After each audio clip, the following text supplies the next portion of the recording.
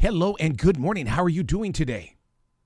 Good morning. I'm doing great. How about you? Absolutely fantastic. Before we even get started, I got to thank your father for being the inspiration to this nation, and I just want to thank him over and over again for what he has done. I mean, it's just, and then this book is a continuation of it. I mean, it's just Yes. amazing. Yes. Yeah. He's a pretty good guy. Yeah, yes. I guess we'll keep him, right? You know what's great about this book, Paula, is the fact that it's storytelling. It's the kind of storytelling that I got when I was a kid. And in fact, Yes. with this book in my hands, you made me feel whole because it's real. Oh, yes. It is absolutely real. And this is how I grew up. My dad told us this story and, dozens of others growing up to teach us lessons. And it was, very impactful for us. It's one of those things, Dolly Parton used to tell us all the time that, country music really is nothing but storytelling. That's what was going on in the other town. And I can so see music coming out of this book. Are you working with anybody to create music? No, but that's a great idea. And my dad's a big country music fan for the same reason. He loves the storytelling.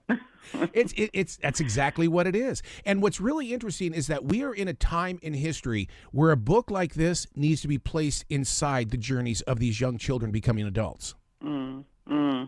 Absolutely. I think what I wanted to accomplish with this book is to let children know that you can't let other people's opinions of you determine what you're going to do in life. You've got to stay focused on your own goals. Now that right there reminds me of one of the things I wanted to talk about. What you're saying is mindfulness, being aware of who you are. And then on the back of the book, one of the principles of nonviolence is that you leave your opponents whole and better off than you found them. Was your father a martial artist? Because those are the words that were taught inside the schools. Yeah, that's, my father grew up in a really diverse neighborhood in New Orleans. He was a little scrawny black kid, and he was not going to be able to fight his way out of every situation.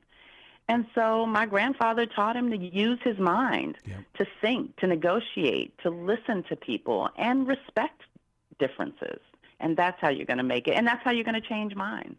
And with things, with the focus being on the race relations in the South in the 1930s, I'm in the South in 2022. I'm not seeing much of a change. It's there, but not as much as we had hoped. Yeah, I agree. It is disappointing that we find ourselves fighting some of the same battles over again. But I think we have made tremendous progress in that we have more platforms from which to fight. And we've got more people in position to take this battle all the way through. And isn't that one of the reasons why this book would be so important for a young adult or even a child? Because you've got the platform, you can race beyond where you think that you are, move forward. It's going to require you. Absolutely. You've got to believe in yourself, and you can't let people tell you can't do it or tell you that you shouldn't do it. You just got to keep fighting. And that's Jesse's story, because we all know what happened over there in Germany during those summer games. I mean, he kept going, and nothing stopped him. Exactly. That's right. Won 4 gold medals in front of a white supremacist. So what better lesson is that? But he was more than just the fastest runner on the planet. He was so involved with his community, wasn't he? He was. And I think, not only was he a tremendous athlete, but he just had such strength of character. And that's the other role model that we want to see, is that, it's not just accomplishing the goal, but it is doing it with dignity and pride and acceptance. In this world that we have today, how is it that we can teach empathy and compassion? Or is that something that has to come from, way before we even got here? We have to allow children to be children. And expose them to differences, but kids are naturally accepting. We teach racism. We teach them how to exclude others. Kids want to play. Kids want to have fun. And so I think allowing kids to experience different perspectives and different stories and different kinds of people is going to make the world a better place. Are any of these illustrations inside the book, are they going to be in galleries? Because, there are so many pictures here that deserve to be up on people's walls. I agree. Oh, my God. Gordon C. James just does an amazing job of really bringing the story to life. I mean, his illustrations are so dynamic. They look like they're running. They look like they're moving. And I would love to see them hanging in galleries because they are definitely deserving. One of the things that you touch on inside the book is something that, boy, it just really hits my heart, is the next day I couldn't wait to get back to the playground so I could run like Jesse Owens. I was that kid that would watch the Olympics, and I was that kid that would get on that road and think that I was going to win the next gold medal. So he would have me jumping hurdles in the kitchen because that was, he was a runner. He wanted to make a runner out of me, but the Olympics is always such an inspiring event. And, of course, my dad brought the Olympics to Atlanta in 1996, so that was a great achievement for him. To be in your moment of now, to have this book out here, because, as authors and stuff like that, one of the toughest things that we go through is relinquishing the story for the rest of the world to have. It's almost like it belongs to us now. What is it like for you? It is really a joy for me to be able to share this story with children because I think it is an inspiring story. I think it is a guide for kids to know that you can do what you want to do. And so I love sharing stories with the world. One of the features that you have inside the story is the fact when going into the theater, going to the back door, it's almost like we need to plant that seed saying that, hey, look, something wasn't right back then, and let's make sure we don't do that again. Absolutely. I think it is so important for children to really know our history and understand it.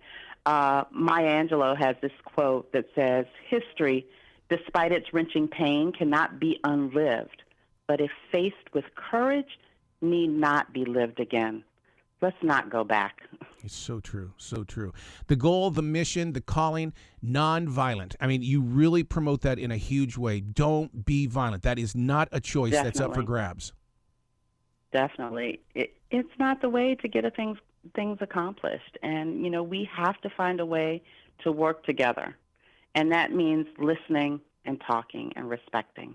How did your dad find peace all the time in Atlanta? Because we've always heard those stories from the outside. Being up here in Charlotte, I mean, Atlanta is in our backyard. Yeah. So it's been by having conversations with everyone. One of my dad's roles in the civil rights movement, he was not the first one out marching. He was the one that went and negotiated with the white businessmen.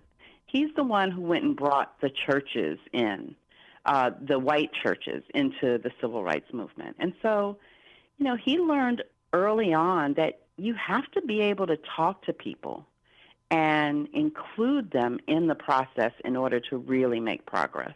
Did he journal in the way that one day maybe you'll release his story in the way that this book is being released?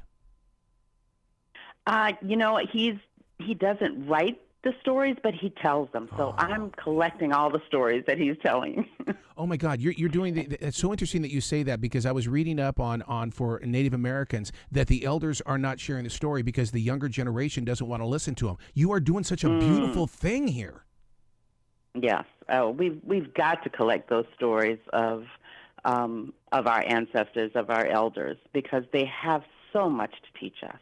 And it's not that we need to do things exactly the way they did it, but we can learn so much from their experiences. Will there be other books from your father's stories? I certainly hope so. He's got lots to tell. I love it. I love it. Is there a website where listeners can go and find out more about your father? Because he's a man that people need to know. He cannot be hidden in history. Right. So he has the Andrew J. Young Foundation.